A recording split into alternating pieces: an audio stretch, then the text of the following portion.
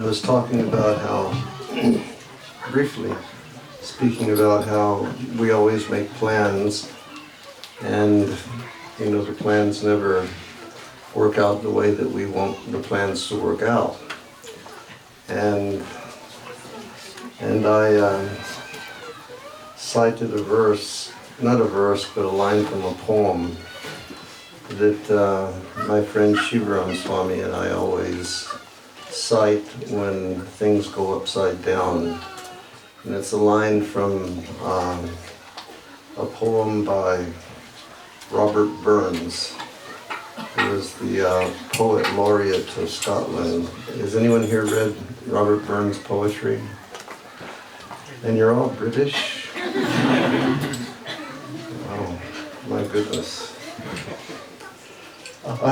He wrote one poem called An Ode to a Mouse. And the backstory is that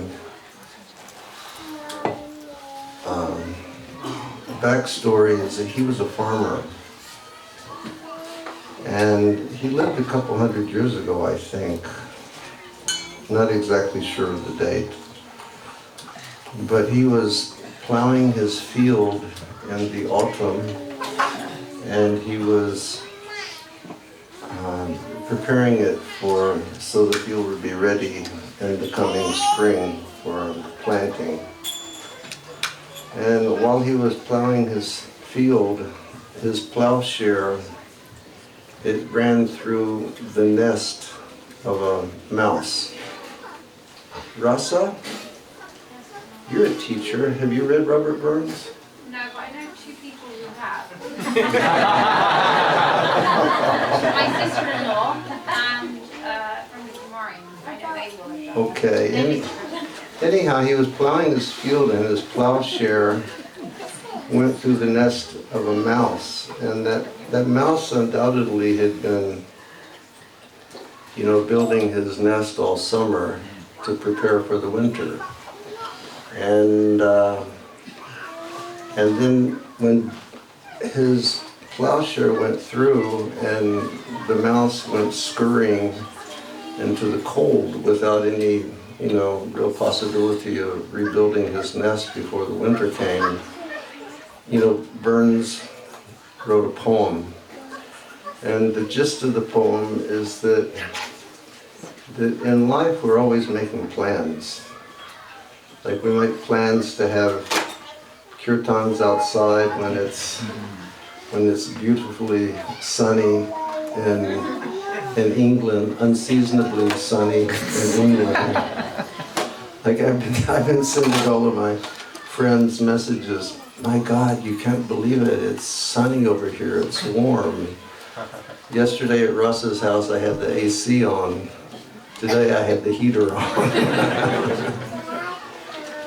And so Burns, he continued developing that theme that throughout life, we always make our plans. And he said, "Dear Mousy, it's not just you that have made your plans and the plans have been overturned, but we humans also, we make our plans and our plans are always overturned." And then he concludes with a famous line, "The best laid plans of mice and men often go astray," or awry, as in different translations. And so we can apply that to today's situation also. The best laid plans of mice and men have gone upside down. But the upside is that we're all here and we can chant Hare Krishna together. And I think that that's the greater lesson for all of us, is that throughout life we're always facing some tests. And throughout life we're always facing some type of tribulation. We think things are going nicely, and then we wake up the next day and find that we have cancer, or we think things are going nicely and we get a call that a relative has died. But in all circumstances, whether good or bad, Srila Bhaktivinoda Thakur has said, keep the name of Krishna on your tongue. Whether it's sukhe, whether in happiness or dukkhe, whether it's in sorrow, keep the name of Krishna on your tongue and you will always succeed. You'll always be able to pass through every circumstance. And it's important for us. I think that when we were young and we came to Krishna consciousness, it was so wonderful, and we thought there could never be a problem. We're going to chant Hare Krishna, we're going to serve Srila Prabhupada, and everything is just going to be great. And then we all started experiencing our tribulations. So no one has ever promised that the path of spirituality will be free from difficulty. Like we look at the life of Prahlad, look at the difficulty he undertook, or he was forced to undertake. We look at the life of Srila Haridas Thakur and the difficulty that he had to undertake. And Srila Prabhupada was always fond of citing the example of Jesus Christ. Prabhupada would say he was just teaching, that you should love, and the first thing they did is kill him.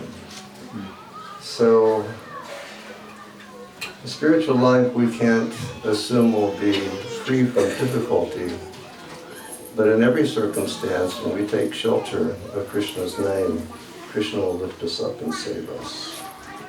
Just like he lifted up Prahlad, and he saved Prahlad. And he lifted up Haridas, and he saved Haridas. Ambarish Maharaj, he saved Ambarish Maharaj. So many instances that if we just follow Krishna's instructions of Mam Ekam Sharanam, if we follow the process of coming to his feet and just accepting the shelter of his feet, then he'll save us. We often translate, or it's translated, and we've learned from Srila Prabhupada, Mamekam Sharanam Braja, surrender unto me.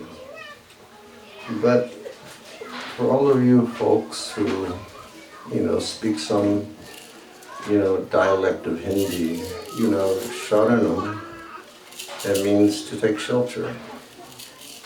And that's Krishna's humble request. Oh, Varshana, Hare Krishna, how are you? That's Krishna's, his sweet request to all of us. Please come to my shelter. Please come to my shelter. And Krishna doesn't force, he's just saying, please understand, if you come and take shelter of me, then aham tam sarva papebhyo. Whatever pop, whatever impurity, whatever sin may be within your soul or within your heart, Krishna says, I will accept that. And then he says, moksha ishami masuchaha. Then I will give you liberation. And for us Vaishnavas, we understand that liberation means pure bhakti. Please give us pure devotional love. And then masuchaha, and do not fear. Do not fear the process of giving your heart and love to Krishna. Because when we do, it's not that we will ever lose anything, but we will gain everything. Because Krishna will give us the greatest gift, and that's himself. So Krishna has requested, in every circumstance of life, whether it's sunny weather in Britain or miserable weather in Britain, take my shelter. And Sri Chaitanya Mahaprabhu, he has said the same thing, but he has said it a bit differently.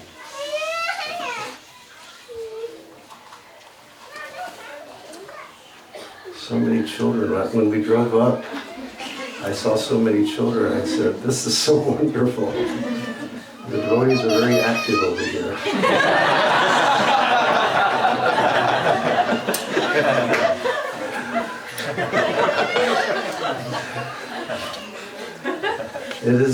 It is a good bhakta program. Sri Chaitanya Mahaprabhu has also requested that Mami come Sharanam. But the way that he has said it is Hare Nama, Hare Nama, Hare Nama, Hare Nama. Lo naste, naste, naste, naste. He has said, please accept Harinam. Please accept Harinam. Please accept Harinam. Never think that there is a process other than Harinam Sankirtan. And if you do this, your life will become perfect. And then the conclusion of Mahaprabhu's Sikshastakam, I should say, in the conclusion of the first verse of Sikshastakam, which covers the entire science of devotional service from the first dawn or awakening of bhakti to the full sunshine of prema bhakti. In the last verse he says, Param Vijayate Sri Krishna Sankirtanam. And Srila Bhakti Vinod and Srila Bhaktisiddhanta Saraswati, they've told us that when Mahaprabhu says Param, he's meaning that the supreme process or the supreme spiritual sadhana in Kali Yuga is Harinam Sankirtan, Param. And then he says Vijayate, and Vijayate means victorious or victory. And so he's indicating that if we will take to this supreme process of Harinam Sankirtan, by Krishna's grace, we will become victorious over the three qualities of material nature. And Krishna says in the 7th chapter, Daivihe Shigunamai, Mama Maya Viraktiya, that this divine energy of mine, consisting of the three modes of nature, is impossible to overcome. But if one surrenders to me, by my grace I can lift the effect of those three modes of material nature, and a person can fly free, like freedom. So Param Vijayate, and then he explains to us Sri Krishna Sankirtanam, that we should chant Sri Krishna Sankirtan.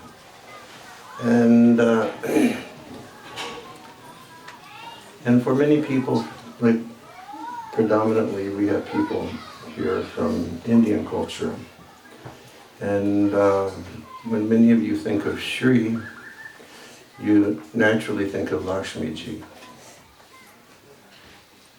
And the Acharyas have said that the original Lakshmi of all Lakshmi Jis is Shri Radha. So he's saying, chant the names of Radha and Krishna. And therefore, we chant Hare Krishna, Krishna Krishna, Hare Hare, Hare Rama, Rama Rama, Hare Hare. Param Vijayate Sri Krishna Sankirtanam. That's our process of Mam Ekam Sharanam. That's our process of surrendering to Krishna. And if we perform this Sri Krishna Sankirtan, Aham Tam Sarvapapebhyo, Krishna will take all of that pop and all of the qualities that we have within our heart that are not auspicious for our advancement in Prema Bhakti. He'll take that away, and then there will be the awakening of love of God. And this is the goal. Chaitanya Mahaprabhu said, Prema Pumarto Mahan. And we should always be fixed on that as members of Chaitanya Mahaprabhu's line that has been given to us perfectly by our Srila Prabhupada. That the goal of our lives is to develop love for Krishna. And we should be focused on that every day. We should always be focused on the goal, which is loving Krishna in Goloka Vrindavan, and we should be focused upon the sadhana to attain that goal. That's an important point. It's a recurring theme we read in all of our literatures, the goal and the sadhana to achieve that goal. Like when Chaitanya Mahaprabhu is having his discussion with Srila Ramananda Roy, that's the question, what is the goal of life and what is the sadhana to attain it? So our goal, love Krishna in Vrindavan, and the sadhana, chanting the holy name. Chanting the holy name with love.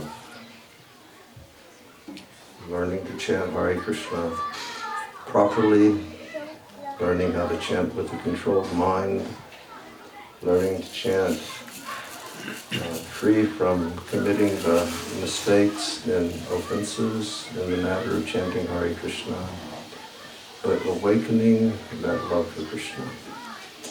So thank you all very much for inviting me to come here.